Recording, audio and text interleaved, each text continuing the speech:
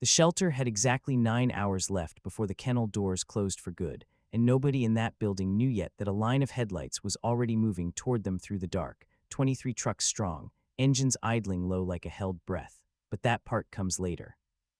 First, there was a man named Wyatt Cole, sitting alone in a fold-out chair outside a fifth-wheel trailer that leaked when it rained, eating cold beans out of a can because the propane had run out 3 days ago, and he hadn't found the nerve yet to ask anyone for help. The trailer sat on a half-acre of scrub grass behind his cousin's property outside Baxter Springs, Kansas, close enough to town to hear the trains at night, far enough out that nobody had to look at him if they didn't want to. Wyatt didn't mind the distance. Distance was something he understood. He'd spent 14 years in the Marine Corps learning how to create it, how to stand back from a device just far enough that the blast wouldn't take more than it had to, and in the end it had taken his left leg below the knee anyway, along with 4 fingers on his offhand, and a piece of his hearing that never came all the way back: explosive ordnance disposal.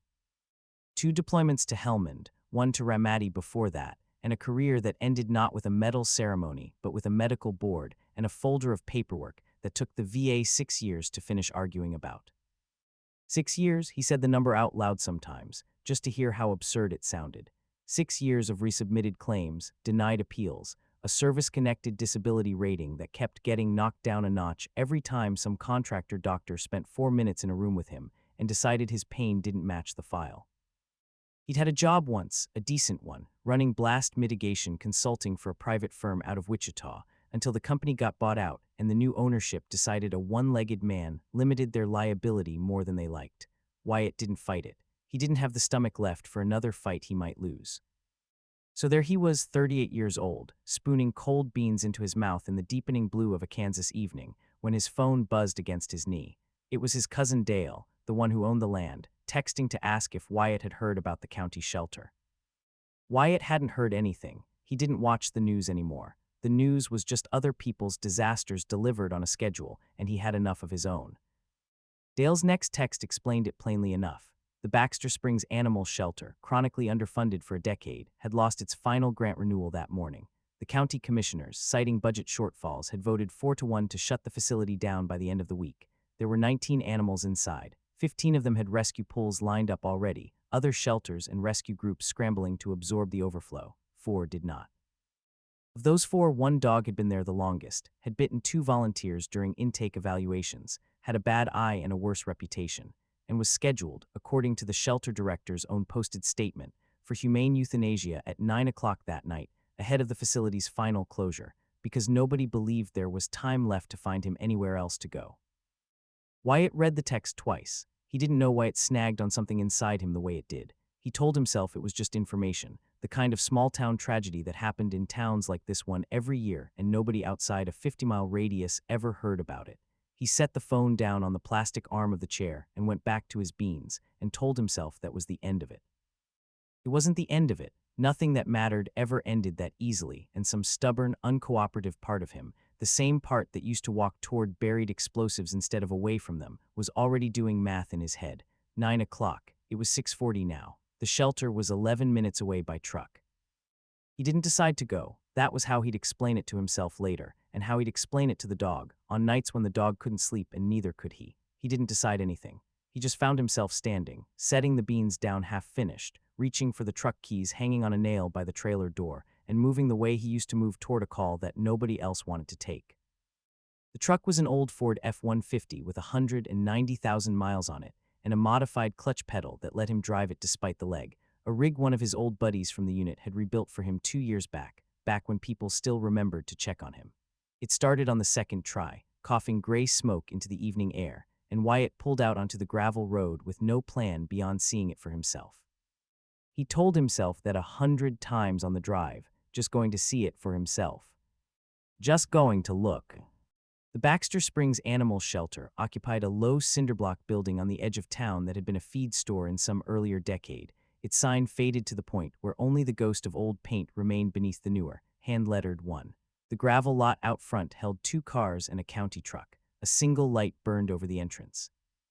Wyatt parked at the far end of the lot, cut the engine, and sat there for a full minute with his hands on the wheel, listening to the tick of the cooling engine block and asking himself what exactly he thought he was doing here. Then he got out because there was nothing else to do with a question like that except walk toward the answer.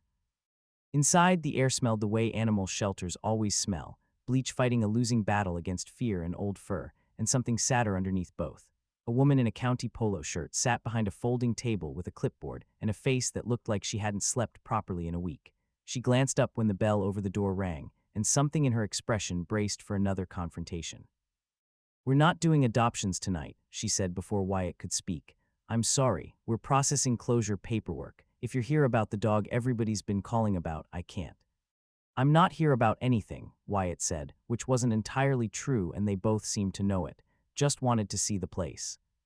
The woman studied him for a moment, taking in the leg, the missing fingers, the way he stood with his weight settled, careful, and deliberate, the way men learn to stand when standing has cost them something. Whatever she saw made her soften, just slightly. "You a veteran?" she asked. "Marine Corps," Wyatt said. "Retired or medically separated, whatever you want to call it." "There's a dog in Kennel 11, she said, quieter now, glancing toward a hallway door behind her like she was checking whether anyone else was listening. "Nobody's touched him in 4 days except to feed him because he won't let anybody close enough to leash him. He's scheduled for tonight. Doctor's coming at 9. She hesitated. "I don't know why I'm telling you this. Somebody should know before it happens. Somebody who isn't just paperwork." Wyatt didn't answer right away. Something in his chest had gone very still, the same stillness that used to settle over him in the seconds before he made the decision to walk forward instead of calling it in and stepping back. "Can I see him?" he said. It wasn't really a question. The woman looked at the clock on the wall, 6:58. "Kennel 11, she said, "down the hall, last on the left. I'll tell you right now, he doesn't come to the front of the run for anybody. Don't put your hand through the bars." Wyatt nodded and walked down the hallway, past 10 kennels of dogs who threw themselves at their gates barking and wagging, desperate for any human attention at all, dogs who still believed, in whatever uncomplicated way dogs believed things, that attention meant hope. He didn't stop for any of them.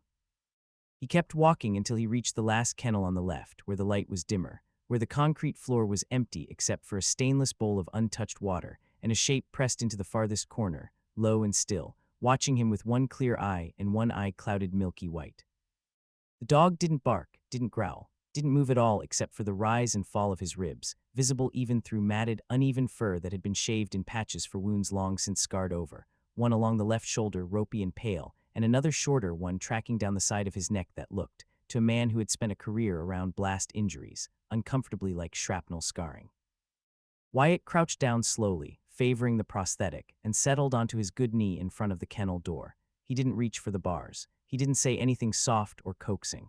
He just looked at the dog, and the dog looked back at him with an expression Wyatt recognized immediately, because he saw a version of it in the mirror most mornings when he could stand to look.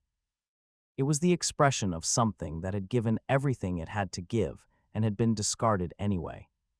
"Yeah," Wyatt said quietly, to the dog, to himself, to nobody in particular. "I know."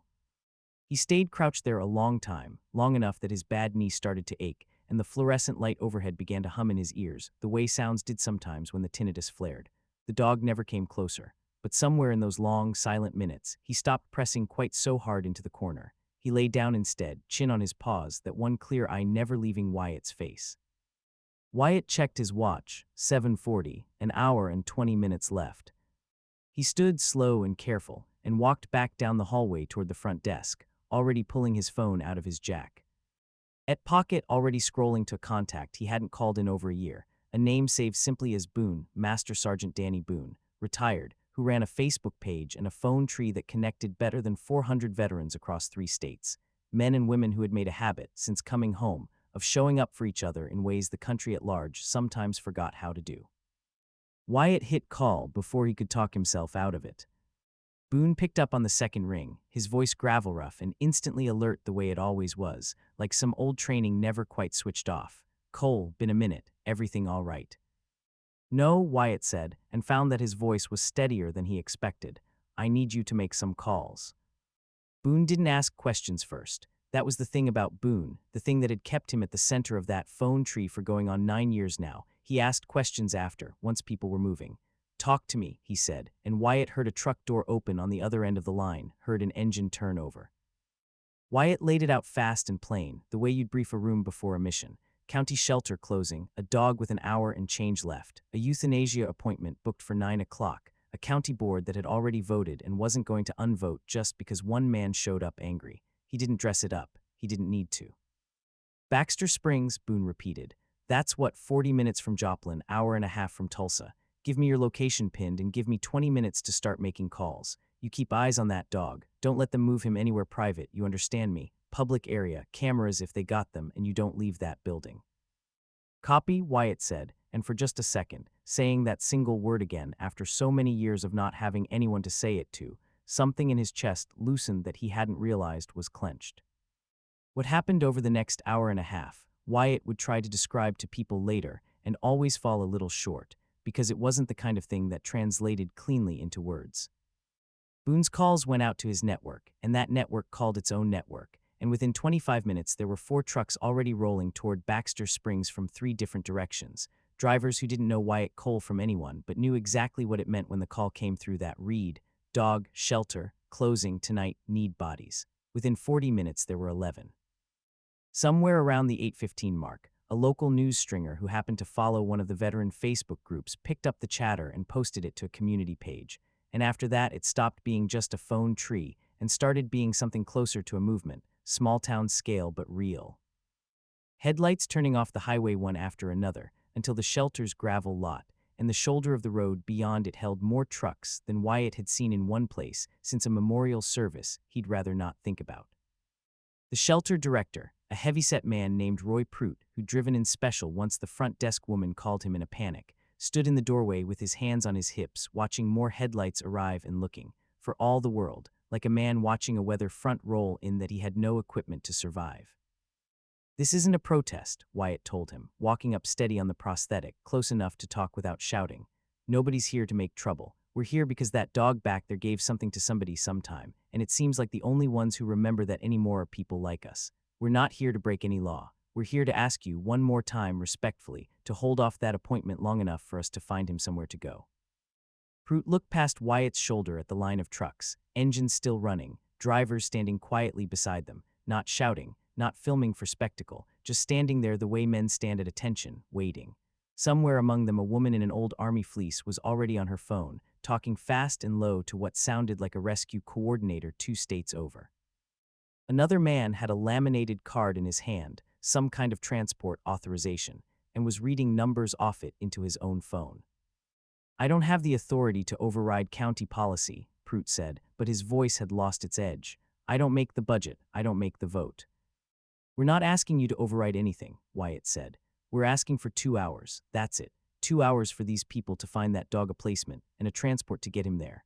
After that, whatever happens is on the county, not on you. But if you kill that dog at 9 o'clock tonight while there's 20-some veterans standing in your parking lot who have already found him 3 rescue offers in the last half hour, that's a story that doesn't go away. I'm not threatening you, I'm telling you what's true. Prout was quiet for a long moment. Behind him, through the glass door, Wyatt could see the front desk woman watching, her hand pressed flat against her own chest like she was holding her breath in. 2 hours, Prout said finally. I can push the appointment back 2 hours. That's the most I can do without the board's say-so, and the board doesn't reconvene till Thursday, and Thursday the doors are locked for good regardless. 2 hours is enough, Wyatt said, though he had no idea if that was true. He only knew it had to be. It took 91 minutes in the end.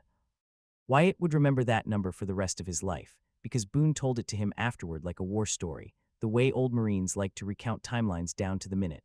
91 minutes from the first phone call to the moment, a woman named Renata Alvarez, who ran a small nonprofit 2 hours south called Second Watch K9 Rescue, specializing specifically in dogs with bite histories and unknown working backgrounds. Pulled into that gravel lot in a converted cargo van with a crate already built into the back, and said the 6 words that ended the standoff. I'll take him tonight, sign here. Except it didn't end there, not the way Wyatt expected it to. Because when Renata Alvarez walked back to Kennel 11 with her intake slip and her calm, practiced voice, the dog wouldn't come to her either. He pressed into the corner the same way he had for Wyatt, ears back, that one clear eye tracking her every movement, a low sound building in his chest that wasn't quite a growl and wasn't quite anything else Wyatt had a name for. Renata crouched, tried 3 different approaches, 3 different tones of voice honed over what was clearly years of doing exactly this kind of work, and got nothing. She sat back on her heels and exhaled. He's shut down, she said, more to herself than anyone. Fully shut down. I can still take him, but transporting him like this is going to be a fight, and fights like this sometimes end with a dog hurting himself trying to get away from a stranger's hands. She looked up, and her eyes found Wyatt standing in the hallway behind her. You're the one who called this in. Boone told me about you. Come here a second. Wyatt hesitated, then stepped forward and crouched again in front of the kennel door. Same position as before, same stillness. The dog's ears, which had been flat back, came up just slightly. The low sound in his chest quieted. Huh, Renata said softly. Okay, that's interesting. She studied Wyatt for a moment, the way people who worked with damaged things for a living tended to study other damaged things, cataloging without judgment. You military. Was, Wyatt said. He was too, I'd bet money on it, looking at those scars and that shave pattern. Somebody trained a bite response into this dog a long time ago, and it's still in there somewhere under all that fear. She looked at Wyatt again, longer this time. I can crate him and fight him the whole way to my facility, where he'll sit in a kennel run for 6 months while I try to find a handler experienced enough to take on a dog with his history. Or, she let the word hang there. Or what, Wyatt said, though some part of him already knew. Or you take him home tonight, foster to adopt, paperwork through my rescue so it's all legal and covered, and I come check on you both in 2 weeks. I've been doing this 11 years, Mr. Cole, and I don't say this often, but that dog just looked at you like he recognized something. I don't fully believe in that kind of thing, except when I see it happen right in front of me, and I'm seeing it right now. Wyatt looked past her, into the kennel, at the dog lying with his chin low, and his one good eye fixed steady on Wyatt's face, like he was waiting for a decision that had already been made somewhere neither of them had said out loud yet. I've got a leaking trailer and a propane tank that's been empty 3 days, Wyatt said, which was the only honest objection he had left. He's slept on concrete for 6 weeks, Renata said. I don't think he'll mind a leak. 20 minutes later, with the shelter's fluorescent lights buzzing overhead and 11 veterans still standing quiet vigil in the parking lot outside, having refused to leave until it was settled, Wyatt Cole knelt on the concrete of Kennel 11 with a slip lead in his weathered hand and said, in a voice pitched low enough that only the dog could hear it, all right, I'm not going to make you do anything. But if you want to come with me, the door's open, and there's nobody out there gonna hurt you tonight. That much I can promise, because I'll be standing between you and it. He didn't reach for the dog. He didn't move at all. He just held the lead loose in his open palm and waited, the way he used to wait beside a device with more patience than he thought a human body could hold, patience that wasn't really patience at all, but a kind of discipline that had been beaten into him by 14 years of understanding that some things could not be rushed without being destroyed. It took 4 minutes. Wyatt counted them by the throb in his knee. Then the dog rose, slow and stiff, favoring a back leg the intake sheet said had healed wrong from an old fracture, and crossed the kennel floor one careful step at a time until he was close enough that Wyatt could feel the warmth radiating off his ragged coat, and lowered his head and let the slip lead settle around his neck without a single sound of protest. Outside, when Wyatt walked that dog across the gravel lot toward his truck, 11 veterans who had been standing in near silence for the better part of 2 hours didn't cheer, didn't clap, didn't make a spectacle of it at all. They simply straightened up where they stood, the way men do for something they respect, and one by one, as Wyatt passed, each of them said some version of the same quiet thing, welcome home, brother, not to Wyatt, but to the dog limping steady at his side, head low, one clear eye taking in the trucks and the headlights and the strange, sudden abundance of people who had come out into the dark for him and asked for nothing in return. The drive back to the trailer took 11 minutes, same as it always did, but it felt longer with the dog sitting rigid in the passenger footwell, refusing the seat, pressed against the door like he was ready to bolt the second it opened. Wyatt didn't try to coax him up onto the bench seat. He just drove slow and steady, avoided potholes where he could, and talked in the low, unhurried monotone he used to use over the radio when he needed to keep a nervous young Marine calm, while they both waited for an EOD robot to finish its crawl toward something buried in the road. Trailer's not much, he said, eyes on the road. Leaks when it rains bad enough, which it does about half the time out here. I got one folding chair and half of another. Propane's out, so it's going to be cold tonight, but I got blankets. You'll live. He glanced down at the dog, who hadn't moved, hadn't made a sound, just watched the dark fields roll by out the window with that single clear eye. I don't know your name. Shelter didn't have one on file, just a number. I'm not going to make one up tonight. We'll figure that out when we figure it out. The dog said nothing back because dogs don't talk, but something about the cadence of Wyatt's voice, flat, patient, entirely without threat, seemed to work on him the way it worked on spooked young Marines. because by the time they turned onto the gravel road toward the trailer, the tension in his shoulders had eased just slightly, enough that when the truck stopped, he let Wyatt clip the lead back on and lead him down out of the cab without fighting it. Inside, in the weak glow of a battery lantern, because the trailer's overhead light ran off the same dead battery bank as everything else, Wyatt laid an old moving blanket down in the corner near the door, not too close to him, not too far, a compromised position he guessed it based on nothing but instinct, and told the dog that was his spot if he wanted it. Then Wyatt sat down in his one working folding chair, cracked open a bottle of water, because that was the only thing left in the trailer that didn't need propane to prepare, and waited. The dog inspected the trailer for a long time, nose low, moving along the walls in a careful perimeter check that struck Wyatt, even exhausted as he was, as oddly systematic, not the chaotic sniffing of an excited dog exploring new territory, but something closer to a search pattern, methodical, corner to corner, like he was clearing the space before he'd allow himself to rest in it. When he finished, he circled twice on the blanket and lay down with his back to the wall and his face toward the door, positioned so he could see the only way in or out. "Smart," Wyatt muttered, half to himself, "smarter than me some nights." He didn't sleep well that first night. He rarely did, propane or no propane, but somewhere around 3 in the morning he woke to a small, strange sound from the corner. 3 short exhales through the nose, evenly spaced, almost rhythmic, like a code being tapped out. Wyatt lifted his head off the couch cushion he'd been using as a pillow and looked over. The dog was awake too, chin resting on his paws, watching the door, making that same sound again, huff, huff, huff, before falling still. It would become, over the following weeks, the thing Wyatt came to recognize before almost anything else about the dog. 3 short breaths through the nose, always in threes, whenever something in the environment shifted in a way that unsettled him. A car passing too slow on the road outside, a door left ajar, the particular groan the trailer made when the wind hit it wrong. Not a growl, not a bark, just 3 quiet huffs like a checklist bay.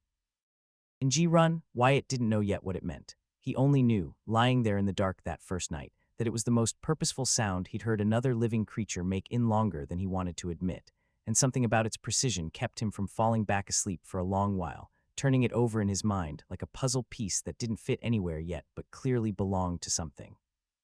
Morning came gray and cold, the kind of early spring cold that got into old injuries and made them ache in ways that had nothing to do with weather forecasts. Wyatt got up slow, favoring the stump the way he always did until the swelling settled, and found the dog already awake, sitting upright by the door, watching him with an expression that was somehow both patient and expectant. "Don't got much," Wyatt admitted, digging through a mostly bare cabinet. Half a sleeve of crackers and some jerky that's seen better days. He found an old bowl, filled it with water from a jug, and set down what food there was. The dog didn't move toward it right away. He looked at the bowl, then at Wyatt, then back at the bowl, and only ate once Wyatt had turned partway away and busied himself with something else, as if eating in front of a watching human was a vulnerability he wasn't ready to risk.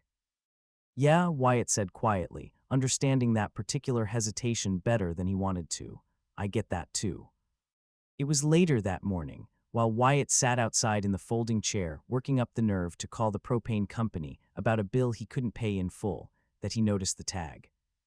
It wasn't on a collar. The dog hadn't worn one when Wyatt took him, the shelter having removed a badly worn one during intake, but Renata Alvarez had mailed over, along with the foster paperwork, a manila envelope containing the dog's intake photos and a printout from the microchip scanner the shelter had run during processing. Wyatt hadn't looked at it closely the night before, too tired, too focused on getting the dog settled. Now, sitting in the cold morning light with nothing else to do while he waited for a callback from the propane company, he opened the envelope and spread the papers across his knee.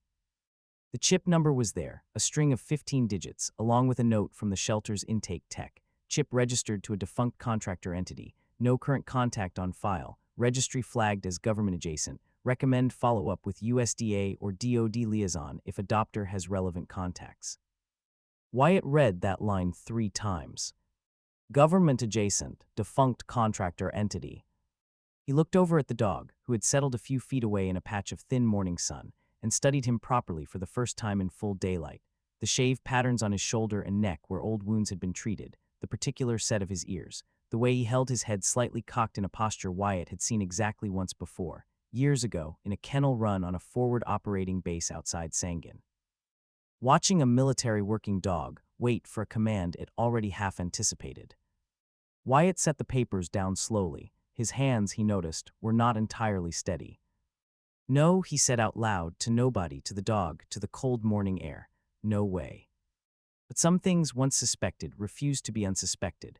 Wyatt went back inside, dug his old phone charger out from under a pile of unopened mail, and plugged in a device he hadn't used in longer than he cared to admit, an old contacts list, backed up from a phone he'd had back when he still had people who called him regularly. He scrolled until he found the name he was looking for, Ray's Marcus Gunny. Marcus Ray's had been a K-9 handler attached to Wyatt's EOD team for 11 months during the second Helmand deployment, one of those rare, specific bonds that forms between a bomb tech and a dog handler, when both of your jobs depend entirely on trusting something that can't fully explain itself to you, the tech trusting the dog's nose, the handler trusting the tech's hands. They'd kept in touch on and off over the years since, the way old deployment friendships do, thinning out but never quite breaking. Wyatt dialed. It rang 4 times before a familiar voice, rougher now than Wyatt remembered, picked up. "Cole, that you? It's been a minute, brother." "It's me," Wyatt said. "Sorry to call out of nowhere. I need to ask you something, and it's going to sound strange." "Strange is my whole life these days," Ray said. "Go ahead." Wyatt looked over at the dog again, who had lifted his head at the sound of Wyatt's voice and was watching him now with that same steady, assessing patience. "I picked up a dog last night. Shelter dog about to be put down, government-flagged microchip, defunct contractor registration. He's got a bad eye, shrapnel pattern scarring on his left shoulder and neck, healed fracture in the back leg, and he does this thing, 3 short breaths through the nose whenever so. Everything spooks him, precise, rhythmic, like a signal." Wyatt paused. "You still got contacts who could run a chip number against old K-9 program records, contractor dogs, not just .owned." There was a long silence on the line, long enough that Wyatt thought the call had dropped. "Say that chip number again," Reyes said finally, and something in his voice had changed entirely, gone tight and careful in a way Wyatt hadn't heard from him since a very bad afternoon outside Sangin 11 years earlier. "Slow, I'm writing it down." It took Reyes 2 days to call back, 2 days in which Wyatt tried not to think too hard about the strange tightness he'd heard in his old friend's voice, tried instead to focus on the practical business of keeping a traumatized dog fed and warm in a trailer with an empty propane tank. He'd managed to scrape together enough for a partial fill by trading some scrap metal work for a neighbor, enough heat to get through the worst of the cold nights, and in that time the dog had begun, in small and grudging increments, to let Wyatt exist near him without flinching. When Reyes called back, it was nearly 10 at night, and Wyatt was sitting outside under a sky gone thick with stars, the dog lying a few feet away with his chin on his paws, the way he'd started doing most evenings now, close enough to Wyatt's chair to count as company without quite counting as trust. "Cole," Reyes said, and his voice had that same careful weight to it. "You sitting down?" "I'm sitting down." "That chip number traces to a contractor program called Threshold K-9 Solutions, private outfit that ran alongside a couple of DoD explosive detection contracts out of Kandahar and later Kabul, 2015 through 2019 or so, before the whole program got quietly folded when the drawdown hit and nobody wanted to keep paying for it. Threshold trained and fielded dual-purpose dogs, bomb detection primary, patrol and apprehension secondary, leased out to Convoy security details and a couple of embassy protection contracts. I know some of this because Threshold and my unit crossed paths twice, once in Kandahar in 2017. Reyes paused. "The dog you've got, if the chip's reading right, is registered under handler designation to a dog named Ranger. Full designation, K-9 Ranger. Tattoo ID inside the left ear should read T-441 if it's the same animal. You want to check that for me." Wyatt set the phone down on the arm of the chair, put it on speaker, and reached slowly toward the dog, who lifted his head but didn't pull away as Wyatt gently folded back the left ear. There, faded but legible, tattooed into the pale pink skin, was a string of characters, T-441. Wyatt picked the phone back up and found his hand wasn't entirely steady again. "It's him," he said. "T-441, it's a match." Reyes exhaled long and slow on the other end of the line. "Ranger," he said, like the name itself carried weight. "I remember hearing about him, secondhand, through a buddy who worked convoy security out of Kandahar. Story going around at the time was that Threshold had one dog who was better than any of their others at finding pressure plate devices in rubble and rock, the kind that don't give off much scent signature because they're buried so deep or wrapped so tight. Dog found 6 confirmed devices on one deployment alone, credited with saving I don't know how many lives across 2 different convoy routes. Then, story goes, there was an incident, a secondary device, the kind insurgents sometimes rig specifically to catch whoever responds to the first blast. Dog got caught in it. Handler didn't make it." Dog survived but got written off as unfit for continued service afterward. Bad eye, permanent limp from the fracture, some behavioral issues from the trauma of it. Contractor policy at the time didn't require them to place working dogs after military retirement, the way DoD programs do. That's actually still a fight advocacy groups are having with Congress, contractor-owned dogs falling through the cracks that government-owned dogs don't. Threshold folded not long after, records went into storage, and near as I can tell, nobody ever formally processed Ranger's retirement or placement. He just disappeared into the system, got sold or given away or dumped, however it happened, and ended up bouncing around for years until he landed in your shelter. Wyatt looked down at the dog, at Ranger, who had settled his head back onto his paws but kept that one clear eye open, fixed on Wyatt's face, as if he understood on some level beyond language that something important was being said about him. 6 confirmed devices, Wyatt repeated quietly, on one deployment. That's what I heard, Reyes said. And Cole, I know this is going to sound like something out of a movie, but you asked, so I'm telling you, the handler who died with him. I looked up the incident report while I had you on hold a minute ago, pulled a favor from a guy I know who sent. Il has access. Handler's name was Staff Sergeant Alina Marsh. Convoy route outside Kandahar, secondary IED, 4 KIA including her, dog listed as wounded, recovered, and this is the part that's going to sit with you. The report notes she had specifically requested that dog be paired for adoption with, quote, a future handler with EOD background, given his specific detection specialty in low-signature buried devices. Nobody ever followed up on that request. Paperwork like that gets buried all the time when a program folds, but it's in the file, Cole. She wanted him to end up with somebody like you. She just never got the chance to make sure it happened. Wyatt didn't say anything for a long moment. Overhead, the Kansas sky held more stars than a man could count, cold and indifferent and beautiful the way it always was on nights like this. And beside him, Ranger let out 3 short breaths through his nose, huff, huff, huff, the same rhythmic sound Wyatt had heard that first night in the trailer. And it occurred to him now, hearing it again with new understanding, that it might not have been anxiety at all, or not only anxiety.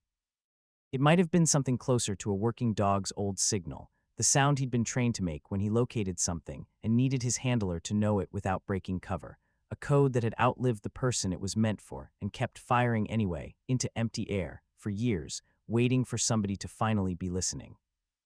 Ranger, Wyatt said out loud, testing the name, and the dog's ears came up, head lifting off his paws, that clouded eye and that clear eye both turning toward Wyatt with an attention so sudden and so complete that it left no doubt at all. Yeah, Wyatt said, and something in his throat had gone thick and difficult to talk around. Yeah, okay, Ranger it is.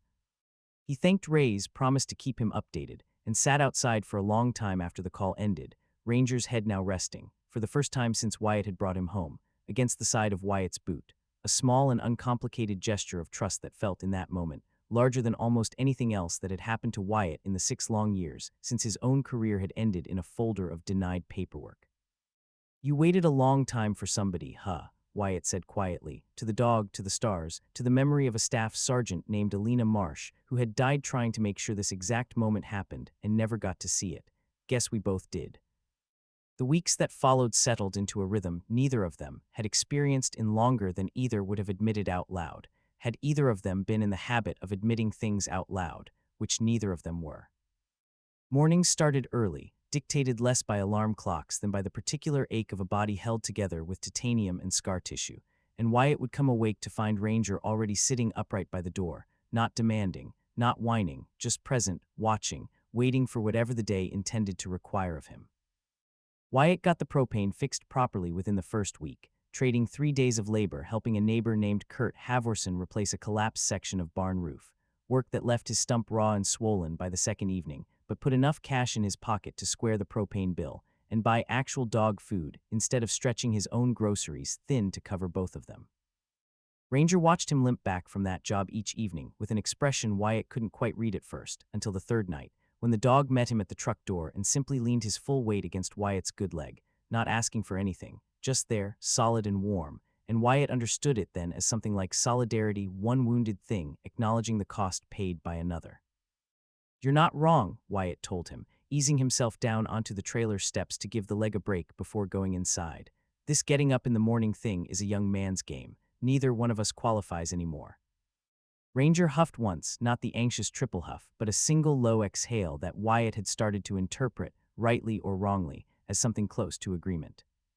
The dog's quirks revealed themselves slowly, the way a person's do, in small accumulating observations rather than any single dramatic unveiling. He refused categorically to eat with his back to a door or window. Wyatt learned this the hard way the first time he set Ranger's bowl down near the trailer's single window and watched the dog simply stand over it, untouched, until Wyatt moved it to the corner near the interior wall where Ranger could eat with a clear line of sight to every possible entry point. He circled exactly twice, never once, never 3 times, before lying down anywhere, a small ritual so consistent it started to feel less like habit and more like liturgy. And there was the triple huff, always in threes, which Wyatt T began cataloging like data points in a logbook he kept, half out of old military habit and half out of something that felt suspiciously like affection he wasn't ready to name yet. 3 huffs when a car slowed on the road outside, 3 huffs when the wind caught the trailer's loose siding and made it groan, 3 huffs late one night when Wyatt himself woke from a nightmare with his heart slamming and his breath coming too fast, and found Ranger already awake, already alert, already crossing the small space between them with none of his usual hesitation. Pressing his full weight against Wyatt's chest with a directness that felt less like comfort-seeking and more like a trained response to a handler in distress. That was the first time Wyatt cried in front of the dog. He didn't plan to. It simply happened, sitting on the edge of the pull-out couch at 2 in the morning with his hands shaking and his old friend Corporal Danny Ray's voice. No, not Ray's, a different name, a name from a different bad night years earlier, echoing through a memory his conscious mind had spent years trying to keep locked down. And Ranger just stayed there, solid and unmoving, letting Wyatt's hands twist into the fur at his shoulders until the shaking passed. Sorry, Wyatt muttered afterward, wiping his face with the back of his sleeve, faintly embarrassed the way men of his generation and background had been trained to be embarrassed by exactly this kind of moment. That's not usually. I don't usually do that in front of people. Ranger, of course, said nothing, being a dog, but he didn't move away either, and something about his stillness felt less like tolerance and more like understanding. The specific and hard-won understanding of a creature who had also woken up screaming in places he couldn't control, who had also spent long nights flinching at sounds nobody else in the room could hear. Dry humor crept into the days in small doses. Wyatt found himself narrating his own mornings out loud to the dog in a running commentary that started as a coping mechanism against the silence of living alone and slowly became something closer to genuine conversation, one-sided though it was. You'd think, he told Ranger one gray Tuesday, watching the dog stare with deep suspicion at a plastic grocery bag caught on the porch rail and rustling in the wind, that a decorated combat working dog with 6 confirmed device fines to his name would not be intimidated by a Walmart bag. And yet here we are. Ranger did not dignify this with a response beyond a single flat look that Wyatt, entirely without evidence, decided to interpret as offense. There was a day about 3 weeks in, when Wyatt noticed Ranger favoring the bad leg more than usual, holding it up off the ground entirely on the walk back from the mailbox, and when Wyatt knelt to check it, he found a swollen patch along the old fracture site, hot to the touch, clearly infected around what looked like a healing-over abscess that had reopened from some rough terrain or bad step. Ranger, for the first time since coming home with Wyatt, showed teeth, not at Wyatt directly, but in a reflexive flinch and snap toward the air near his own leg, the unmistakable panic response of an animal who had learned, somewhere in his past, that pain meant hands were about to do something worse before they did something better. Wyatt didn't push it. He sat back on the gravel, put both his own hands flat on his thighs where Ranger could see them clearly, empty and still, and waited, the same discipline he'd used 100 times before with devices that could not be rushed without disaster. I know, he said quietly, I know what hands mean to you sometimes. Somebody probably had to hold you down for something once, and it probably hurt, and it probably happened without anybody explaining first what was coming or why. I'm not going to do that. I'm just going to sit here till you decide.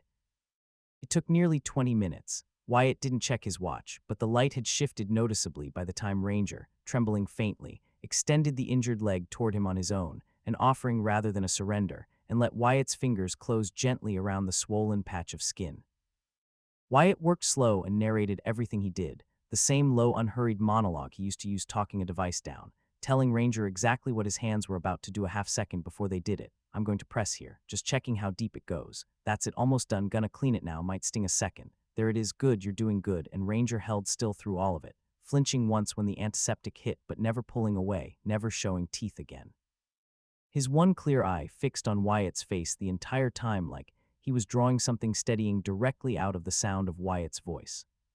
When it was done, wrapped and clean, Wyatt sat back and exhaled a breath he hadn't realized he was holding. "There we go," he said. "You did better than most Marines I've had to patch up, and that's not nothing, because Marines complain about everything." Ranger, in response, did something he had not done before. He pressed his head deliberately into Wyatt's lap, a full, deliberate, weighted contact that had nothing hesitant about it at all, and stayed there long after the bandage was finished. And Wyatt sat very still in the gravel with his ruined hand resting on the dog's scarred head and let himself feel, for just a few minutes, something that was not quite happiness but was closer to it than he'd been in longer than he wanted to count. The days took on their own shape after that. Mornings meant a slow walk down the gravel road, Ranger's limp less pronounced now that the infection had cleared, both of them moving at the careful, deliberate pace of creatures who had learned the hard way not to trust their own bodies completely. Afternoons meant whatever work Wyatt could scrounge: fence repair, engine work, the occasional welding job that paid cash and didn't ask too many questions about a resume with a 6-year hole in it, and Ranger came along to all of it, lying in whatever patch of shade or sun was available, watching with the same methodical attentiveness he brought to everything, never quite off duty even when there was nothing left for him to be on duty for. Evenings were the best part, though Wyatt wouldn't have used that word out loud.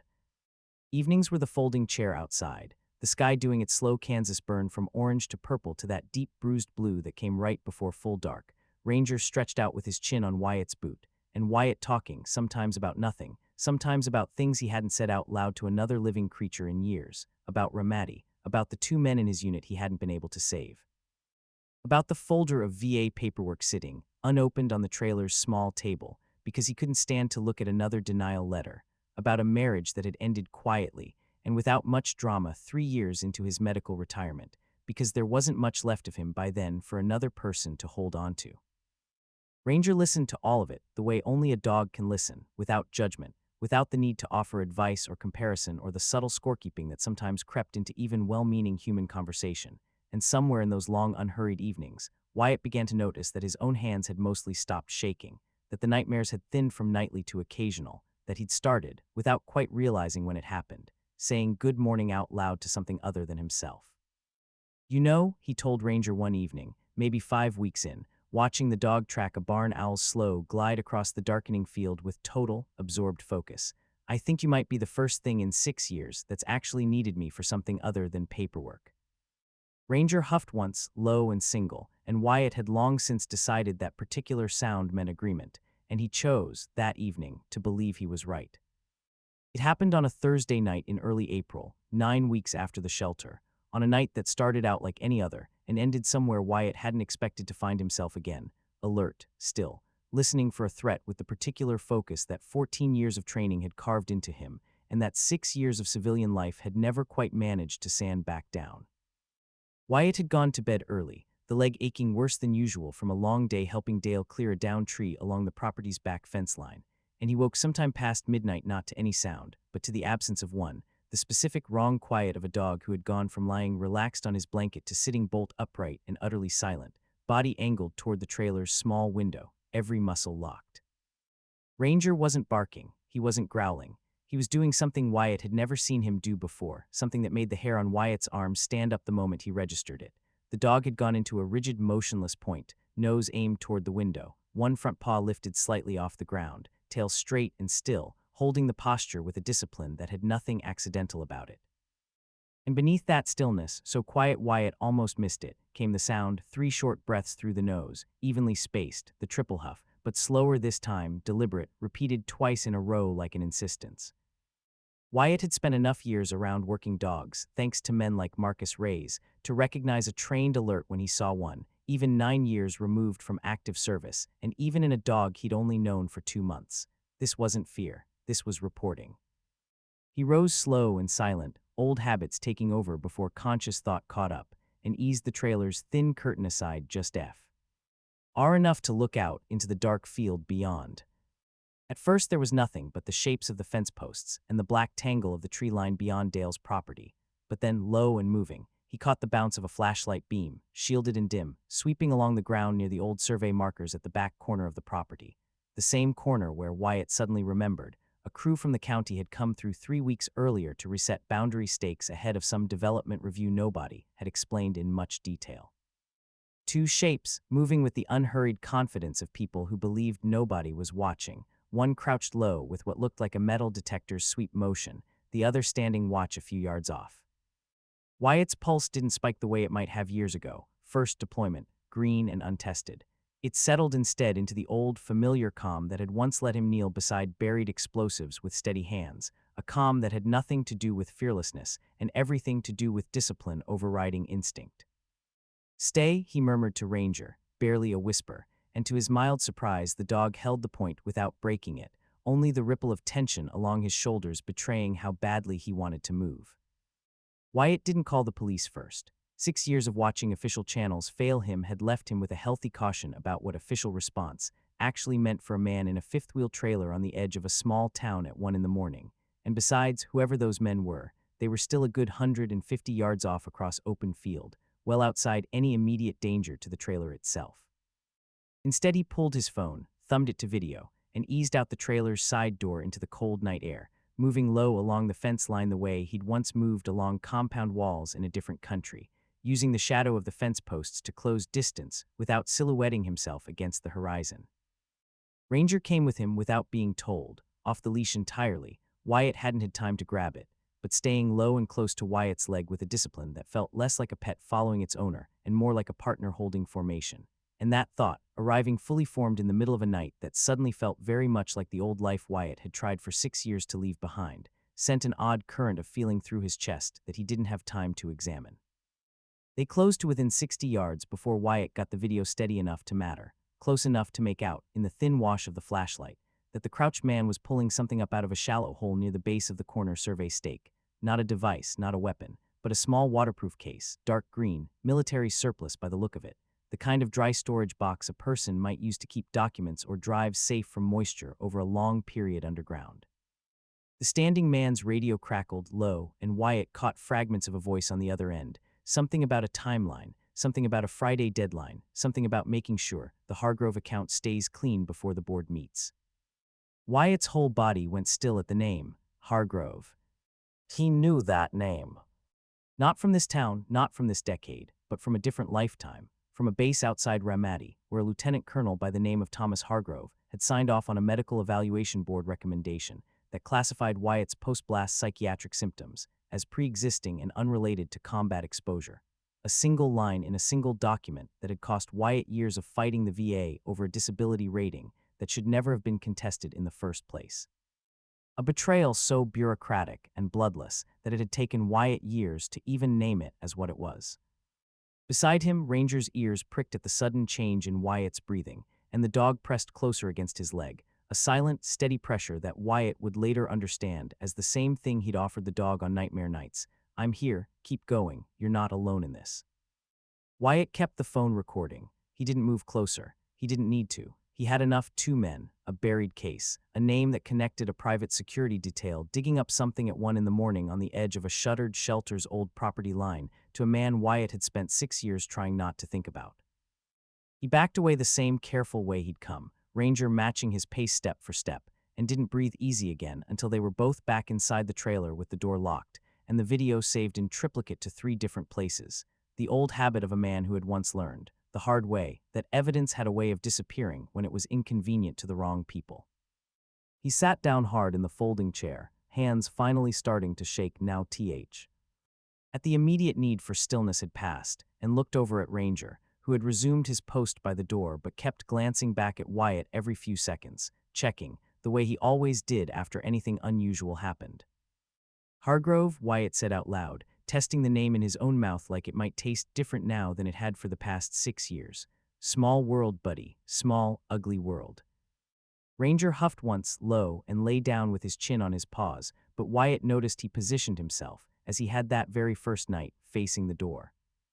Wyatt didn't sleep the rest of that night, and by 6 in the morning he was sitting at the trailer's small table with a legal pad, a pot of coffee he'd finally been able to afford, and the old, familiar mental posture of a man running an investigation the way he'd once run render-safe procedures, methodical, unhurried, assume nothing, verify everything twice. He started with what he actually had, a video of 2 men extracting a buried case near the shelter property's back corner, a fragment of radio chatter mentioning a name, Hargrove, and a deadline tied to something called an account that needed to stay clean before a board meeting. He didn't yet know what board, though he had a guess, given that the shelter's closure had been decided by a county commission vote just 10 weeks earlier. His first call, once a decent hour arrived, went to Marcus Ray's again, not for K9 records this time, but because Ray's had, in the years since his own retirement, taken a job doing compliance investigation work for a veterans advocacy nonprofit that specialized in tracking exactly the kind of quiet, bureaucratic fraud that stole from people too exhausted by their own recovery to notice it happening. Meridian Vantage Group, Wyatt said, once he'd walked Ray's through the whole strange night. Ring any bells? There was a pause on the line, the particular pause of a man typing while he talked. Give me a second, Ray's said, and Wyatt heard keys clicking. Okay, Meridian Vantage Group, LLC, registered in Delaware, which tells you plenty right there. Nobody registers a local development company in Delaware unless they've got a specific reason to make ownership hard to trace. Filed here in your county 18 months ago. Primary listed contact is a compliance officer named, another pause, longer this time, Thomas R. Hargrove. Cole, that can't be a coincidence. It's not, Wyatt said grimly. There's more, Ray's went on. Meridian's the general contractor listed on a county grant application from last year, a federal pass-through grant, actually, part of a program specifically earmarked for veteran transitional housing development. $2.4 million, awarded to the county, administered through a private-public partnership with Meridian as the build contractor, supposed to break ground on a 60-unit veteran housing complex within 18 months of the award. Wyatt looked out the trailer window, toward the field where the shelter sat 2 miles off, closed now, its lights dark, its animals scattered to whatever rescues had managed to take them. Where's the land for this housing complex? Wyatt asked slowly, though some cold, certain part of him already suspected the answer. Give me a minute, Ray said, and this time the pause stretched long enough that Wyatt finished half a cup of coffee waiting for it. When Ray's came back, his voice had gone flat in the particular way it went flat when he was delivering news he didn't like. Parcel listed in the grant application as the proposed build site is 11 acres on the east edge of Baxter Springs, adjacent to County Road 4. Cole, that's the shelter. That's the shelter's land and the lot next to it. Wyatt set the coffee cup down very carefully because his hand had started shaking again and he didn't want to spill it. They closed the shelter to get the land, he said. Looks that way, Ray said. Or at minimum, the shelter's closure conveniently freed up county-owned property that happened to sit inside a grant footprint that a Delaware shell company with your old co's name attached to it needed cleared. I can't prove intent from here, but I can tell you the timeline lines up ugly. Grant awarded 14 months ago. Shelter funding pulled 11 months ago, slow bleed, budget line by budget line, until the final grant renewal, the one they used as the public reason for closure, got denied by a county board vote that included, let me check, more typing, a commissioner named Grant Ashford, who cast one of 4 yes votes to defund the shelter and who, according to state campaign finance disclosures, received $11,000 in donations routed through 2 different consulting LLCs in the 6 months before that vote. I'd bet real money both of those LLCs trace back to Meridian if somebody with subpoena power ever bothered to look. Wyatt sat with that for a long moment, Ranger's he. Ad resting against his knee under the table, steady and warm, while somewhere in Wyatt's chest a very old, very familiar anger began to burn, slow and controlled. The kind of anger he'd learned a long time ago never to let run hot, because hot anger got people killed around explosives and it got cases thrown out around lawyers. There's a housing grant meant for veterans, Wyatt said quietly, and somebody's using it to steal county land, and the same somebody who signed off on wrecking my disability claim 8 years ago is sitting right in the middle of it. Looks that way, Ray said again, and then after a beat, what do you want to do with this, Cole? Because I can pull more records, but at some point this needs to go to people who can actually act on it, a DA, an inspector general's office, a journalist with real backing. This isn't a 2-man job anymore. I know, Wyatt said. Give me a few more days. I want to know what's in that case they pulled out of the ground before I hand anything over, because if it's just financial records, that's a paper trail somebody's lawyer can slow walk for years. If it's something else, something they buried because they were scared of it existing anywhere digital, that's different. He didn't get his few more days. 2 nights later, a truck Wyatt didn't recognize idled past the trailer twice in the space of an hour, slow both times, headlights sweeping the gravel lot in a way that felt less like someone lost and more like someone checking. Ranger came to full alert both passes, the same rigid point, the same doubled triple huff, and by the second pass, Wyatt had already moved to the trailer's small back window with the lights off, watching the truck's taillights disappear back toward the county road.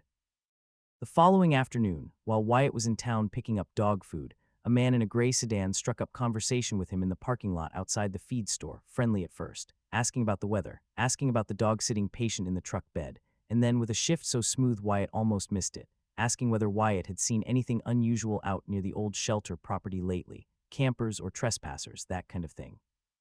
Since the counties had some vandalism reports. Wyatt kept his face easy, the same flat, unreadable expression he'd worn through 100 checkpoints in a different life. "Can't say I have," he said, "quiet out our way." The man smiled, said something about being glad to hear it, and got back in his sedan, but Wyatt clocked the plate before he pulled away, and clocked, too, the way the man's eyes had gone to Ranger sitting in the truck bed for just a half-second too long, a look of recognition that had no business being on a stranger's face. That night, Wyatt didn't sleep in the trailer. He moved himself and Ranger both to Dale's actual house, 100 yards off across the field, telling his cousin only that he'd rather not be alone out there for a few days, and Dale, who'd known Wyatt long enough not to push for reasons, simply nodded and made up the guest room without asking a single question. It was well past midnight when Ranger's low growl, the first true growl Wyatt had ever heard from him, deep and quiet and entirely without hesitation, woke both men in the house at once.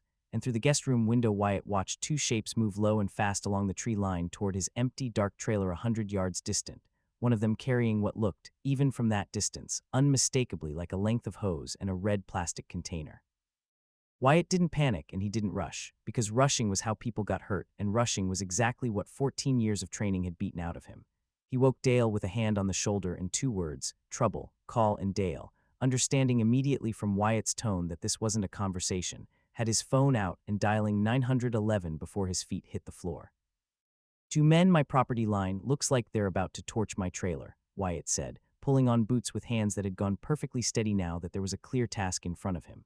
"Tell them County Road 4, half-mile past the Haverson place, and tell them to come quiet, no sirens till they're close, because if these two hear it coming they'll run, and we lose whatever's left of the evidence they're trying to destroy." "You're not going out there," Dale said, already knowing the answer even as he said it. "There's nothing flammable left in that trailer that's worth a human life, mine included," Wyatt said, "but there's a strongbox under my bed with 3 days of files Ray's helped me pull together, bank records and grant paperwork and the video from the other night, and if that burns, we lose the only real proof anybody's ever going to get. I'm not running in guns blazing, Dale. I'm just not going to sit here and watch 6 years of getting screwed by paperwork happen all off. Again, because I was too scared to go get the truth off my own nightstand." He didn't take a weapon, not because he didn't own one, but because he'd made the calculation fast and cold the way he used to make calculations beside live ordnance. An armed confrontation with two men, in the dark, over a strongbox, was a fight he could lose badly, while a careful, quiet approach that prioritized evidence and information over confrontation was a fight he understood completely.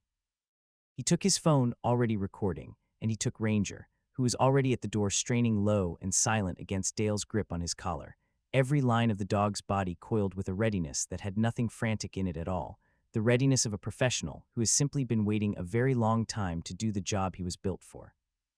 "Let him go," Wyatt said quietly. "He's not going to bark. Watch."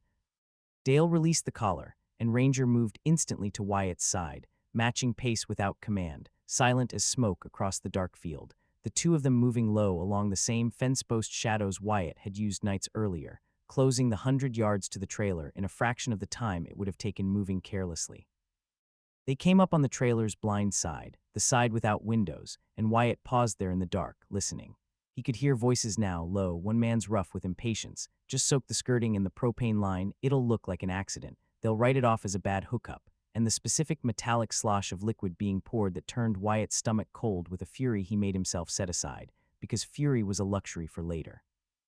He eased around the corner just far enough to get eyes on them. Two men, the same builds he'd glimpsed near the shelter's boundary stakes days earlier, one crouched at the trailer's propane line with the red container tilted, the other standing watch a few feet off with a flashlight angled low, a pistol visible now, tucked into his waistband but not yet drawn. Wyatt didn't announce himself. He didn't need to.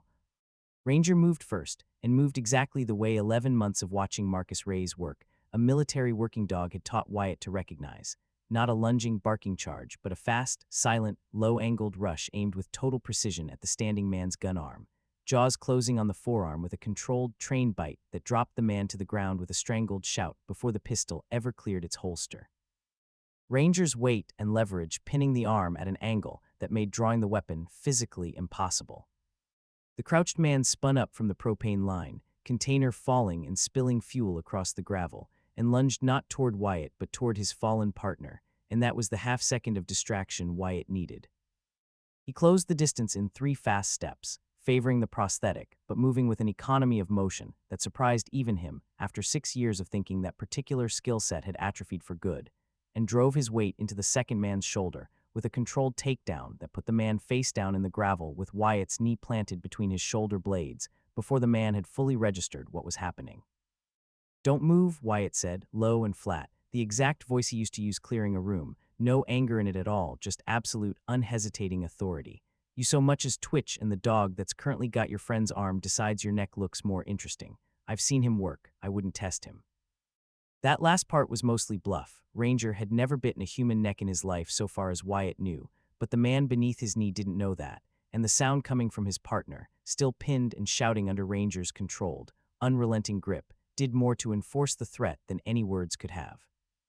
Red and blue lights turned onto the county road 90 seconds later, no siren, exactly as Wyatt had asked, and by the time the first deputy's flashlight swept across the scene, one man cuffed by Wyatt's own belt improvised into a restraint, the other still held motionless under Ranger's precisely controlled bite, whining in pain but entirely unable to reach the pistol 6 feet away where it had skittered in the gravel.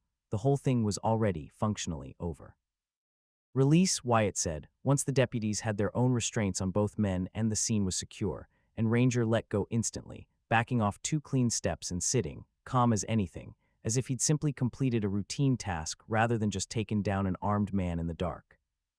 The lead deputy, a heavyset older man named Sergeant Purdy, who'd clearly been doing this a long time, looked at Wyatt, looked at the dog sitting placid and alert at his side, looked at the spilled fuel and the propane line and the 2 men now sitting cuffed on the gravel, and let out a long, slow breath.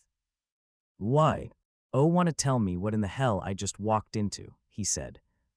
"Attempted arson," Wyatt said, "connected to a fraud scheme involving a county land grant, a company called Meridian Vantage Group, a commissioner named Grant Ashford, and a compliance officer named Thomas Hargrove, who I'd bet good money sent these 2 out here tonight because they realized I've got 3 days' worth of financial records proving the shelter closure was engineered to steal county land for a housing grant nobody ever intended to actually build.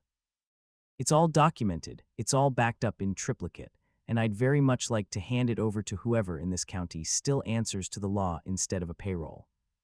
Purdy looked at him for a long moment, then down at Ranger, then back at Wyatt.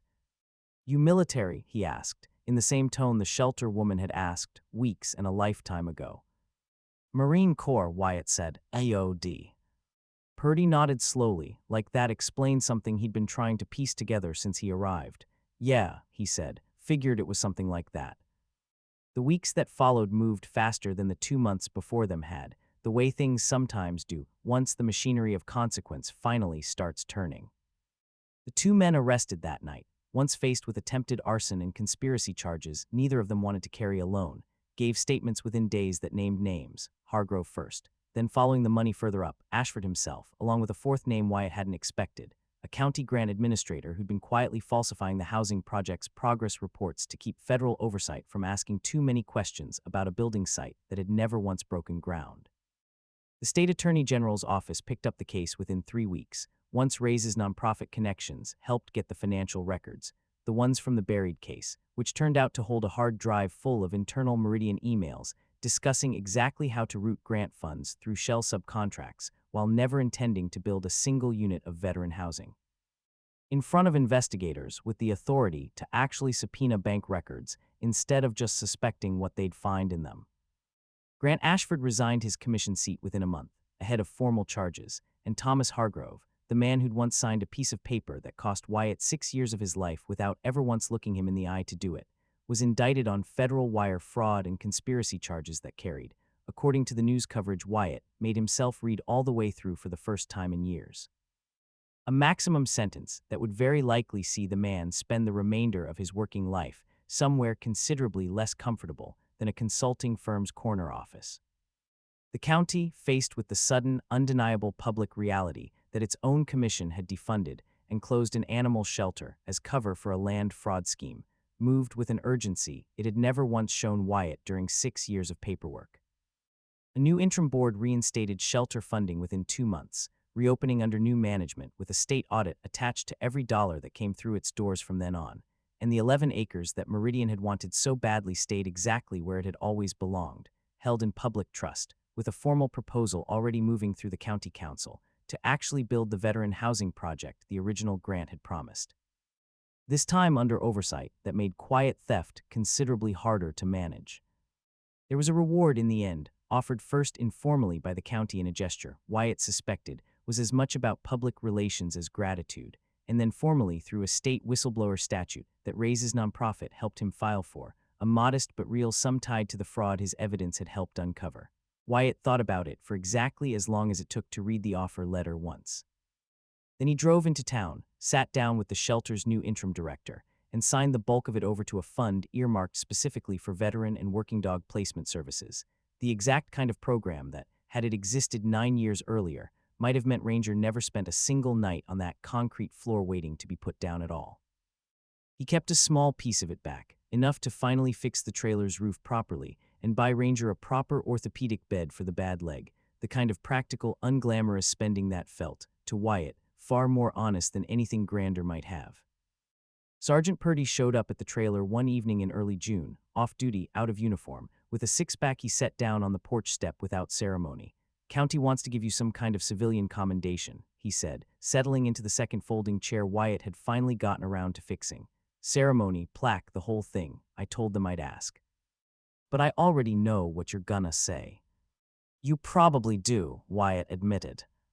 "Figured," Purdy nodded toward Ranger, who lay stretched in the last of the evening sun with his chin on his paws, that clouded eye and that clear eye both half-closed in the particular contentment of a creature who had, after a very long road, finally stopped waiting for the other shoe to drop. "What about him? Man deserves recognition for what he did that night. Dog handled 2 armed men without a single unnecessary injury. That's not luck. That's training that never should have gone to waste the way it did." Wyatt looked over at Ranger for a long moment, watching the dog's ribs rise and fall in the slow, easy rhythm of actual rest, the kind Wyatt suspected he hadn't gotten in years before that night in Kennel 11. "He already got what he wanted," Wyatt said quietly. "Staff Sergeant Marsh wrote it into his file years ago, before she died, that she wanted him placed with somebody who understood buried things. Took the system 9 years and a shelter closure and a fraud scheme to finally get around to honoring that request, but it happened. That's enough. That's more than enough." Purdy didn't say anything else about ceremonies after that. The night settled, eventually, into something Wyatt hadn't let himself imagine was still possible for him, not perfect, not free of the old aches in body or memory, but quiet in the ways that mattered. Ranger still did his perimeter check of any new space before he'd settle, still circled exactly twice, still let out his triple huff at anything that shifted wrong in the dark, but the frequency of it had thinned, the way Wyatt's own nightmares had thinned, both of them healing along the same slow, uneven timeline, side by side, neither one rushing the other. Late that summer, on an evening with the kind of full, low gold light that Kansas does better than almost anywhere else, Wyatt sat on the porch step of a trailer with a fixed roof and a working propane line, Ranger's head heavy and warm against his thigh, and thought, not for the first time, about how strange it was that the worst night of that whole ordeal, the closing kennel, the ticking clock, the convoy of headlights rolling in through the dark, had turned out to be the night everything in his own life had finally, quietly, begun to heal. "Good boy," Wyatt said softly, resting his ruined hand on the dog's scarred head, and Ranger, without lifting his eyes from the sunset, let out one long, easy breath, not 3, just one, the sound, Wyatt had come to understand, of something that had finally, after so many years, stopped bracing for the next blow. If this story moved you even half as much as it moved me telling it, do me a favor and hit that like button before you go, because it genuinely helps stories like this one find the people who need them most. Subscribe if you haven't already, so you don't miss the next one. There are so many more veterans and dogs out there who deserve to have their stories told. Drop a comment and let me know what part of Wyatt and Ranger's story stuck with you the most. I read every single one. And if you know someone who could use a story like this today, a veteran, a dog lover, anybody who believes that broken things can still find their way home to each other, go ahead and share this with them right now. Thank you for watching, and I'll see you in the next one.